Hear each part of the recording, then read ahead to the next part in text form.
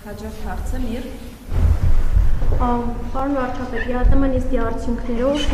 որոնք են այն հիմնական որոշումները կամ նախաձեռնությունները, որոնք Հայաստանի տնտեսության զարգացման համար առաջնային են կամ որ որոշումներն եք դուք առավել կարևորում։ ԵԱՏՄ նիստի արդյունքներով որոնք են այն հիմնական որոշումները կամ նախաձեռնությունները, որոնք Հայաստանի տնտեսության զարգացման համար ավելի կարևոր կամ որոնք եք դուք ավելի շատ կարևոր։ Առաջիկա նիստի թե նախորդ, որովհետև մի հատ Դեկտեմբերի 11-ի։ Հա, դեկտեմբերի 11-ի։ Օրինակ, մասնավորապես մենք էլեկտրոմոբիլների քվոտայի հարցը լուծվեց եւ ընդհանուր առմամբ շուկայի կարգավորման արգելքները վերացնելու մաքսային ընթացակարգերը առավել արդյունավետ դարձնելու հետ կապված օրակարգեր են քննարկել եւ շարունակական հարցեր են, որոնք հիմնական խնդիրը այնա, որ տնտեսական փոխգործակցությունը ավելի արդյունավետ դառնա, բայց գիտեք ինչ ամեն ինչ չի, որ ֆորմալ որոշումներով է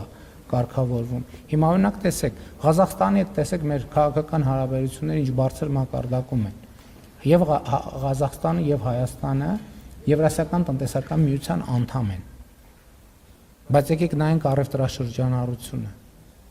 Շատ փոքր։ Փոքր իր պոտենցիալի համեմատ եւ փոքր, այո, բացարձակ թվով էլ փոքր։ Ինչու լոգիստիկ կապերի խնդիրների պատճառով։ Եվ հիմա այն որ Հայաստանի եւ Ադրբեջանի միջև խաղաղությունը հաստատվել, նոր հնարավորություններ է բացում նաեւ ԵԱՏՄ-ի սահմաններում։ Կամ հիշում եք օգոստոսի 8-ին, երբ որ օգոստոսի 8-ի հռչակագրից հետո ասում էր, որ սա հակառուսական որոշում է, որ սա ընդդեմ Ռուսաստանն է։ Ես էլ ասում եմ ոչ։ Ասում եմ սա նոր հնարավորություններ է բացում նաեւ Հայաստան-Ռուսաստան հարաբերությունների համար։ Հիմա այն ինչ անկախ Հայաստանի եւ անկախ Ռուսաստանի պատմության մեջ չի եղել երբևէ, օգոստոսի 8-ի պայմանավորվածությունների արդյունքում տեղի է ունեցել։ Հայաստանը եւ Ռուսաստանը ունեն երկաթուղային կապ։ Եվ նաեւ այս որոշումները ԵԱՏՄ շրջանակում շատ ակտիվացնելու են։ ԵԱՏՄ շատ կան ռազմավարական որոշումներ, ընթացակարգային որոշումներ, որոնք կոնկրետ արդյունքը այս վերջին նիստի մասնավորապես 15000 էլեկտրոմոբիլների քվոտաներ, որը հանրությանը շատ հետաքրքիր է, մաքսային ընթացակարգերի հարցեր են քննարկել